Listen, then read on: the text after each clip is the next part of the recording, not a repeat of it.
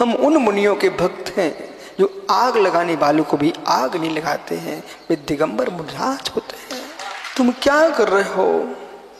शरीर में ही तो, पुतलों में से ही तुम आग लगा रहे हो। मित्र, ये जैन धर्म नहीं है, नहीं है, नहीं है। संकल्प हिंसा का त्याग करो।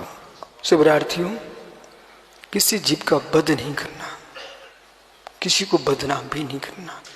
उत्तम क्षमा का दिन है, तीर्थंकर अनंत विराजमान है।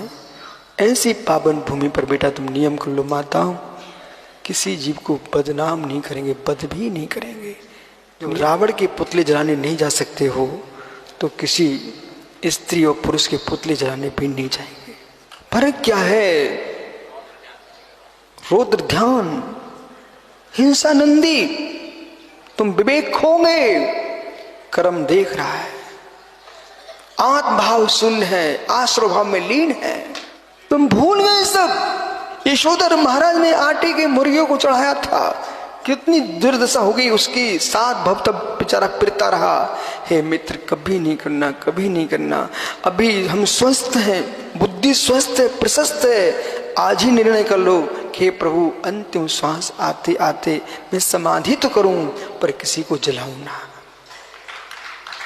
ऐसी भावना भाव, इतनी करुणा करना सीखो। निज आत्मा पर क्षमा करो कि प्रभु मेरा शरीर भी ना जले। मैं तो उसी साधना में लगा हूं कि एक दिन ऐसा शरीर मुझे मिलेगा जिसे जलाया नहीं जाएगा, कपूर की भांति उड़ जाएगा। हो।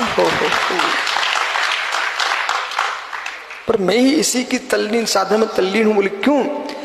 हे भगवान, मेरा जन्म न हो कि जन्म पर बहुत खून रक्त निकलता, माँ को कितनी पीड़ा होती है, और कितनी जमीन खोद के वो गाड़ते हैं, उसकी हिंसा से बचूं। और मेरी मृत्यु हो तो कितनी लकड़ियां अंडे कंडे लगाते हैं, वो हो कितने कंडे लगते हैं, कितनी हिंसा होती है। इसलिए भगवान, न मरने की हिंसा हो, न जन्म की हिंसा हो, इसलिए जन्म मन से शून्य, कपूर की बात अनंत सिद्ध बन जाऊं।